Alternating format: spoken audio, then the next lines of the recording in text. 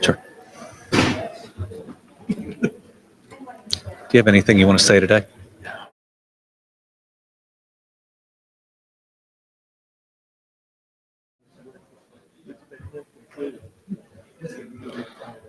All right. Good morning, everyone. Today we have another update where we're going to discuss our ongoing response and also update on the snowstorm that is heading our way. Yesterday, I toured Pike County, and it has been hit hard. Significant damage to homes, the inside of homes, so many people having lost just about everything on the first floor. Businesses that had 6 to 8 feet of water through them. Talked to one lady who runs a small business that opened her doors and just didn't know where to start. Just about every piece of equipment that she had invested in over 10 years wiped out. City of Coal Run hit especially hard, and we're thinking about them. Today, I have the unfortunate news of also updating our fatality count. We are now at 14. The two new fatalities both come from Jefferson County, an adult female, an adult male. They appear to have been homeless. Both appear to have died by hypothermia. So that should tell all of us that the weather conditions are as dangerous as that water is. And so when I go through these weather slides, I hope all Kentuckians will be prepared, especially if they do not have power or it's not safe to heat their home because of the damage that they had. Let's remember that this 14 fatalities is not just a number. These are children of God. These are Kentuckians that are missed by their families and by their communities. I'm already hearing from people who know these individuals, and let's pray for them and let's support them.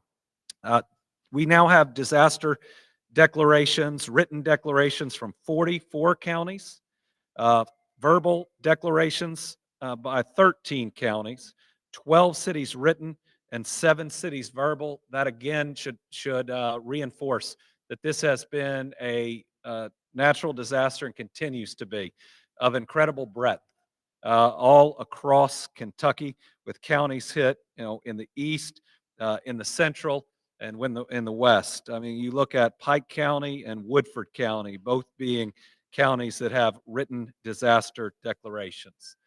Yesterday, we got to see our National Guard in action.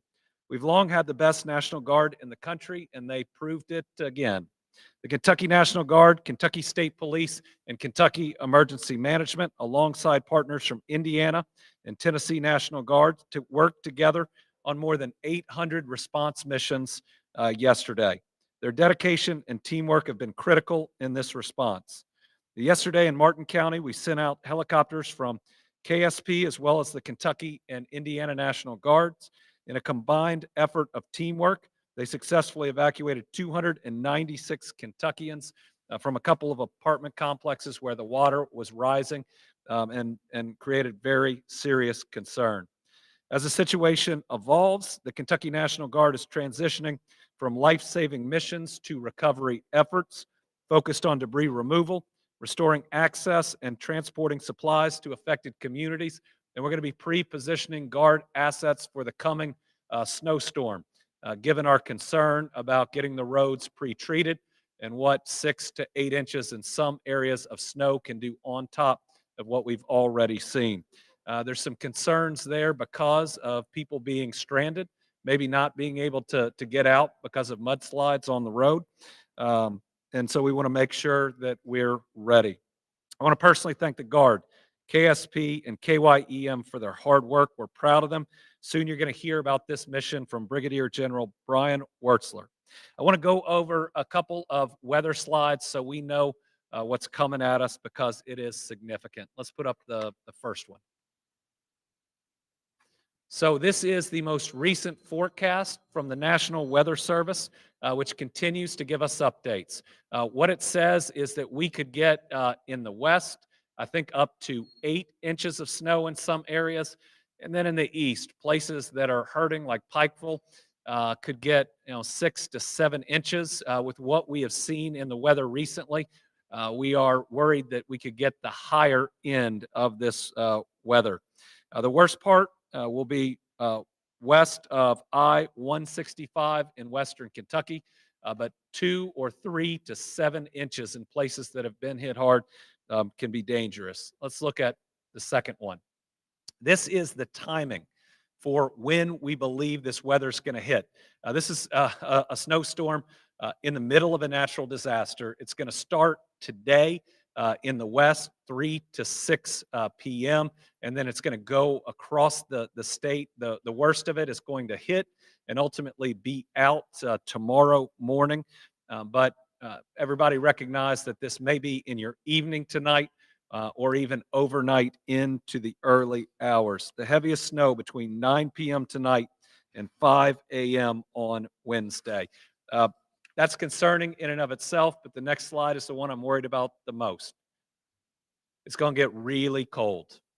We got people without power. We got people that can't heat their homes that might have power because of the damage. And we are going to have wind chills that are negative Thursday morning and are really low on Friday morning. So we're going to be working today with our area EMs, our counties, to make sure we have warming centers set up. To the people of Kentucky, if you cannot safely power your home by the middle of today, you need to be looking at a shelter option because, again, it's damp out there. There's going to be a lot of snow, and you need to make sure you're safe. Right now, these are the emergency shelters that are open. There's 15 of them.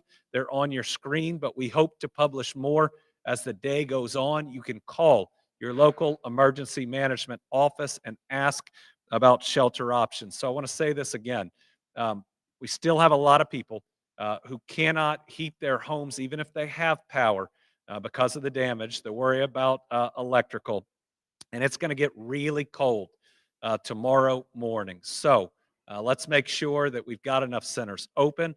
And again, if you can't safely heat your home by this afternoon, either call and go stay with friends, look at one of these shelters, go stay with family. Let's just make sure that we don't lose anybody else to these cold temperatures. I want to talk about the Team Kentucky Storm Relief Fund. We established that to assist with individuals harmed by the floods. This is a fully transparent fund. Every single dollar will go to the families that have been impacted.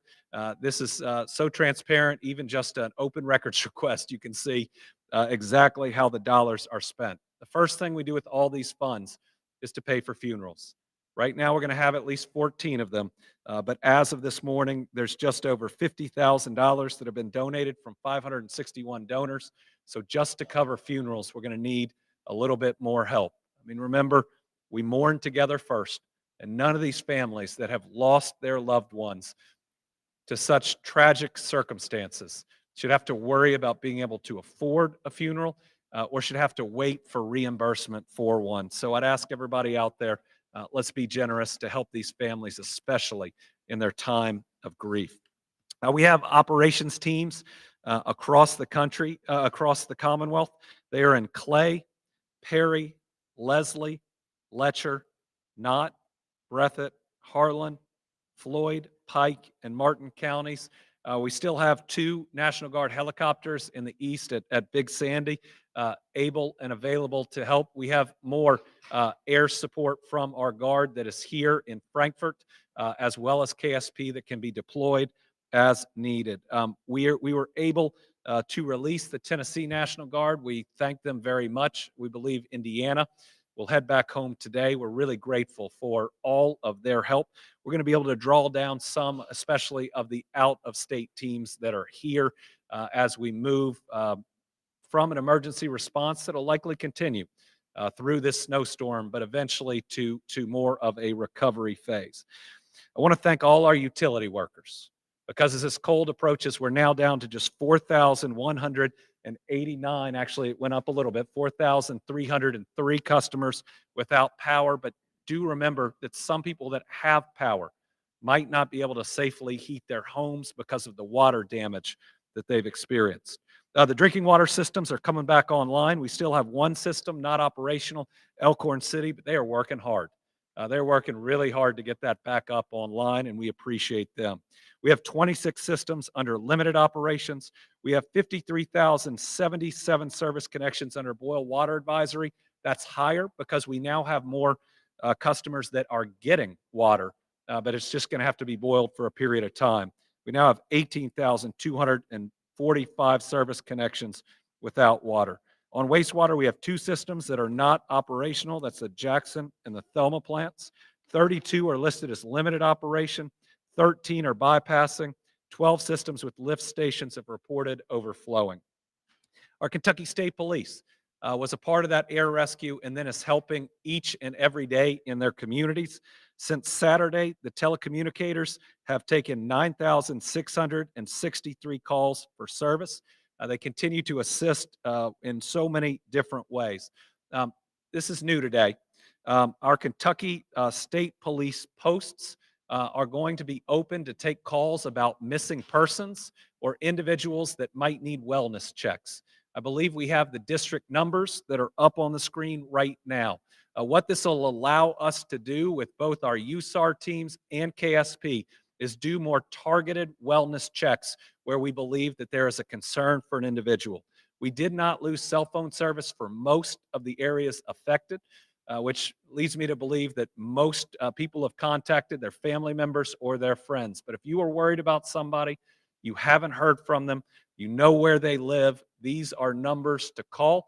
And we'll get that information routed here through the EOC. Thank you to the Kentucky State Police for accepting this mission and for helping us, FEMA, and everybody else to coordinate this response. So we'll post this on social media. KSP will, emergency management will. These are the numbers to call if there is a missing person or you know that a wellness check is needed on someone. We now have 191 people currently being sheltered at 4 Kentucky State parks, occupying 72 rooms. After Pike County, yesterday I went to Jenny Wiley, where we have 112 adults and 31 children. Jenny Wiley, at least yesterday, was inaccessible for most people getting in or out. I had to take a National Guard high axle vehicle and then a pontoon boat to get to the lodge, but everyone is safe. And I want to thank our parks workers. I mean, they're coming over that same way, getting transported in and out each morning to make sure that they can make it. I even saw a shift change, and it just so proud of our Team Kentucky members that were there, making sure we were taking care of people. Pine Mountain has 2 adults, Natural Bridge 16 adults, 9 children, Buckhorn 13 adults, 8 children. Buckhorn has limited operations. And we may open Carter Caves if needed for specific populations.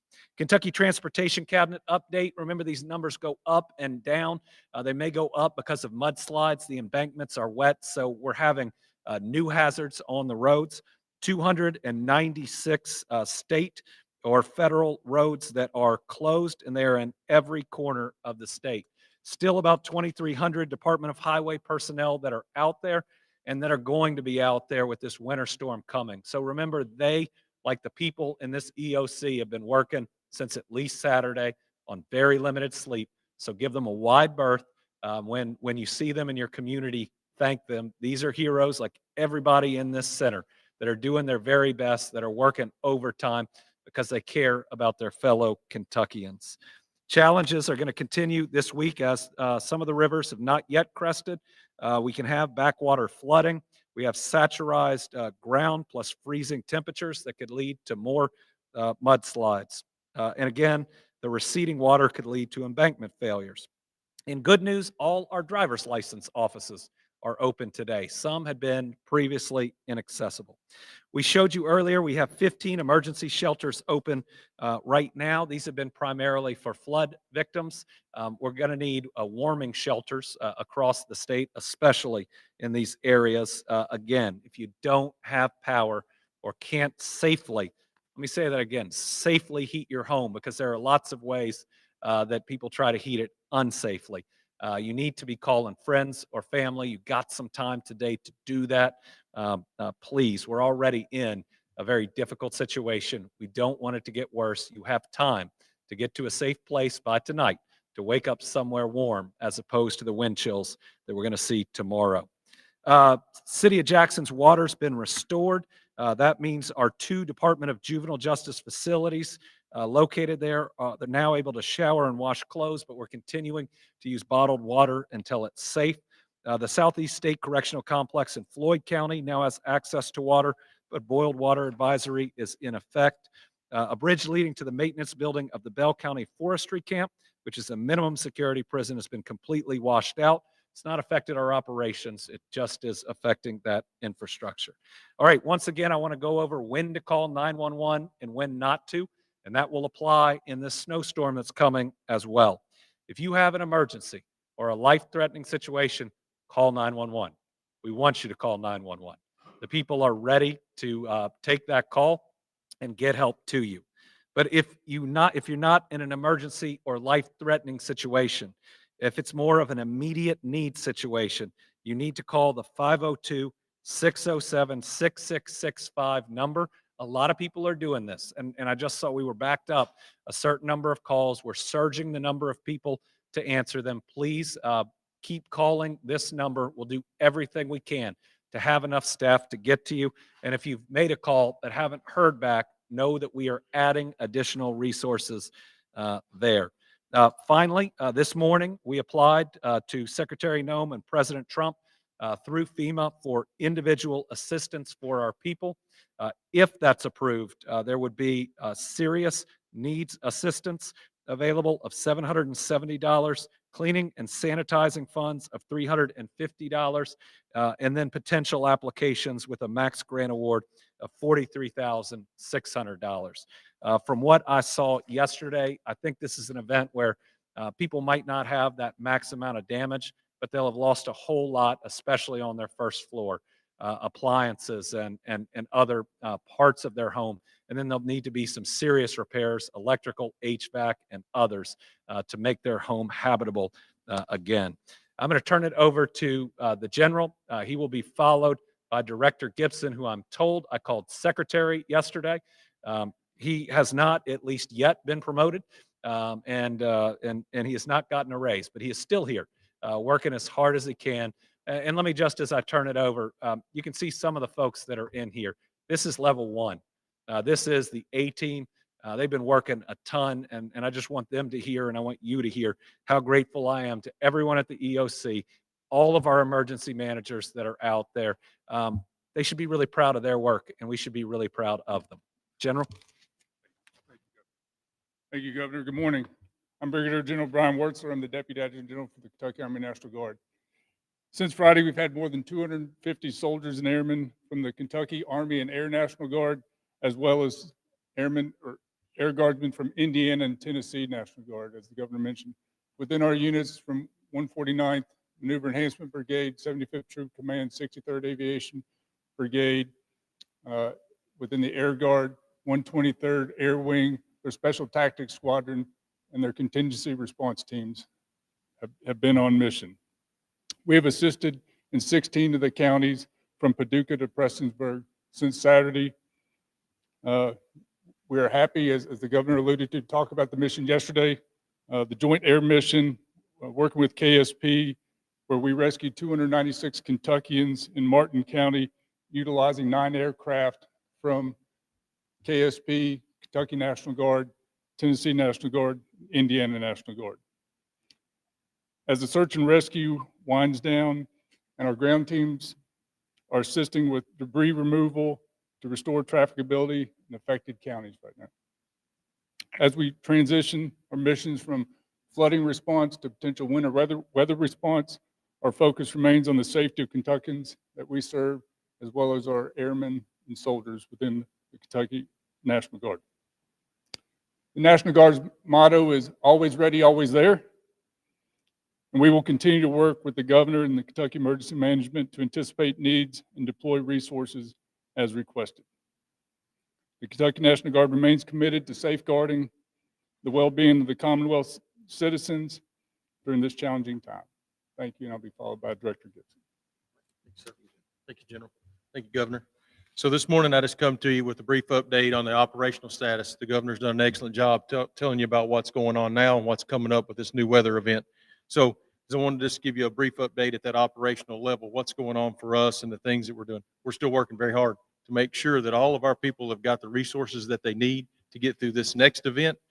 We believe that this water rescues, many of them are going to start slowing down today. That'll allow our teams and crews to refit, get their gear straightened back out, get a little bit of rest if we don't receive any emergency calls for life-threatening situations. We'll use that time to prepare for this next event that you all have all heard about this morning that we know that's coming. There's more work to be done. So as we continue to stabilize the ongoing flooding event, we're expanding our efforts to help in this new winter storm event, as we know that many of people are still without power, but those that have got power restored may not have all of their homes back in operational order, where they may not have all their heating appliances, or their furnaces have been damp, or their hot water heaters have been damp. So we know that many of those appliances may be failed at this point, and we understand that that cold weather that's coming in is going to increase the need for our team to provide resources to those individuals that may be in those situations. So we're going to expand our efforts on that as we continue to stabilize the ongoing flooding situation. Our resources and personnel are fully engaged in the ongoing event now, and anybody that needs anything, please let us know. We'll do our very best to accommodate it. Like the governor said, our phone lines have been packed with calls. Our team is running through those and providing that assistance. We know that we have a backlog, a small backlog right now, and we are upping the staff in our call center and being able to get those calls out as these emergency needs are kind of slowing down. That'll allow us to more focus on this immediate need situation that's coming up, and we'll prioritize those calls and try to get to the things that are coming in. So as we go through this, we'll start doing those welfare checks today. We know that after these events, many of you will be concerned about your loved ones and where they're at. If you haven't heard from someone that you think may live in a flood-prone area, they're missing, haven't been able to make contact, the state police, we worked with them this morning to get their non-emergency numbers posted as the governor showed. And we're going to use that, and they're going to filter those calls into us and through their troopers and through the local agencies, the local emergency managers. And we're going to try to get those calls checked before this next storm. If someone's in need, we want to try to reach them. If someone's had trouble, we need to make sure that everyone's okay the best we possibly can. Our priority still remains the safety and well-being of everyone in these affected areas. And as you all can see, the power outages are isolated where this storm is still affecting most of our Kentuckians. The West seems to have stabilized pretty considerable at this point. We're hearing of one rescue here and there that still be going on where people are driven around barricades. There were some things that we dealt with yesterday. So please heed those barricades. If they're up and transportation through your county or city or state government have put those up, those are there because that road's damaged. The water's impassable. Please don't drive around the barricades. That's just more work for their already heavily tasked crews that are out there. So we just ask that you keep safe during this event, and we'll continue to get those roads repaired. And we know that those are needs that are coming in from our counties, helping us with that need to get these roads back passable, get them open so they can get into those areas that have been hit. So we're working with our county road departments across the Commonwealth to help their partners in those other counties. So we're working on some mutual aid between our counties that have not had major impacts to help those that have had some major impacts to their roads. So if your county has some available equipment that you'd like to share in mutual aid with your counties that are impacted greatly, that need their roads repaired, if you could spare them for a few days, that's what we'll be coordinating here in our building to try to help that, because those counties are calling us and asking us, can you give me some additional equipment down there? And if you have the ability to help out. Now, with that snowstorm coming, I understand you're probably not going to be able to release your plows and your trucks. So we're facing this issue. As you see, we've got this additional need that's going to lay on top of the ongoing need. But we'll work through this issue, and this isn't a one-day issue. This is going to be several days of work to get these roads back open. So after the snow event, when you get back to a steady state, if you can assist, we would be glad to have your help for those counties that are willing to help. As we continue to work with this, like I said, we're going to move through this event. You saw the weather conditions coming up for this new event. Our team is still here. We're not going anywhere. We're going to be ready and able to respond to the needs of the Commonwealth during this new event. We know that this snow, we're using the forecast. We know what the Weather Service is telling us. They've been really accurate through this entire event that started several days ago with rain, snow, and here we go in the same cycle. So you all are seeing that come in. The Weather Service will be back in here just in a few minutes to give us the most current forecast, and we'll continue to update with any pertinent information. But right now, the forecast that they're telling us, they have high confidence that that's a legitimate forecast, so we're preparing accordingly to handle that event. But I will end with just one thing. What do you need from us, and how can we help, and where are the people that are unaccounted for or missing, and we'll do our very best to address that today. Thank you very much for your time. Back to you, Governor. We also have FEMA represented up here. We're grateful for their work, especially in this emergency phase, how they can help us surge resources, coordination, been great cooperation between the federal government, the state government, and all of our local governments. It always ought to be one team when we respond to these natural disasters, and that's exactly what we've seen. Director Gibson gave some good warnings that we need to heed. Don't drive around barricades. Don't drive through water. We lost a lot of these people driving through water, and we don't want to lose any more. Make sure you're in a warm place going into tomorrow. And if we get a lot of snow, take your time in shoveling. Remember that last snow event, we lost at least 4 people to cardiac events. If you're going to power your home through a generator, it's got to be outside. So just all these steps that we should take to take care of ourselves and each other. 14's too many. We don't want to see a 15th or a 16th, whether that's today or through this snowstorm. We want everybody out there to stay safe. With that, we'll open it up to questions. We got 2 journalists here and 2 on the line. We'll start with Karen Czar.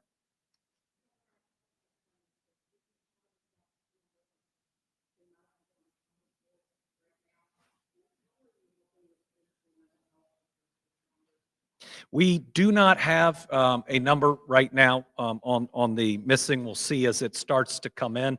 Again, with cell phone service not going out, we don't think that this will be as big as we saw during some of those other disasters where you just couldn't reach someone. I mean, I couldn't reach my cousins in Dawson Springs. Didn't know they were alive until I was in Dawson Springs after that tornado. We'll be working with first responders, especially as this winds down, to provide any and all help. Certainly, we have those resources through the state. We also have a disaster distress hotline that people can and should call, as well as if someone is in crisis, the 988 crisis line is so important with trained people that are on the other end. I think it's a little too early to announce, but I've also had another state that's one that's great to visit reach out and say they're going to try to put together a package for our first responders to get a little R&R later. I want to see that governor send me the information first, but I'm hopeful that that's available to our first responders. Carolina.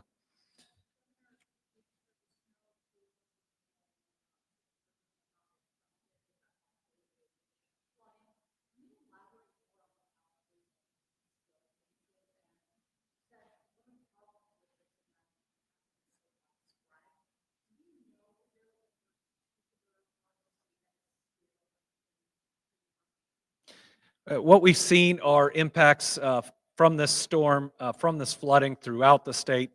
Eastern Kentucky is still experiencing it at a level that most other parts of the state are not. I mean, just yesterday, having an evacuation, even though most of the rain was on Saturday in Martin, just shows how this can move from county to county. Now, my biggest worry, because this is a continuing event, is the cold, with people who are displaced and or are unable to safely power their homes. So our goal today is to continue to view this as an emergency event and to have as many resources as we can available to help our people as we move from floods to snow. And remember, with all these impassable roads, we've got to make sure that people in communities that can't get out are safe and have what they need to get through these next days of snow. Tom Latek on the line. Thank you, Governor, and good morning to everyone over there. You mentioned that you have applied for the individual assistance from FEMA. I know there's a threshold you have to reach before you can get that. What is the threshold, and are you confident that we have indeed reached that? We'll get you those numbers. What we have to do to get individual assistance flowing early is to give the best evidence that we can, that we have sufficient damage and have met that threshold. From everything I saw yesterday, I think we're going to be at or above it, but it's going to be a little bit different in how we have to provide that information, as opposed to this just being one area that was hit and wiped out like the line of the tornadoes. This is damage all over the state. So we got to take a number of different data points and put them together so that FEMA, the secretary, and the president have the confidence that we're going to meet that threshold. I'm very confident we're going to meet it, but it's going to be a little bit different. Before what we saw is people's entire home wiped out. This one is going to be just significant damage that we see within a home, but hopefully they're able to return to that home. Stan Ingold from WEKU. Thank you, Governor. As this winter storm rolls in on the tail end of this flooding, is there concern about a second flooding event as temperatures start to rise after this winter storm, after everything that's been going on?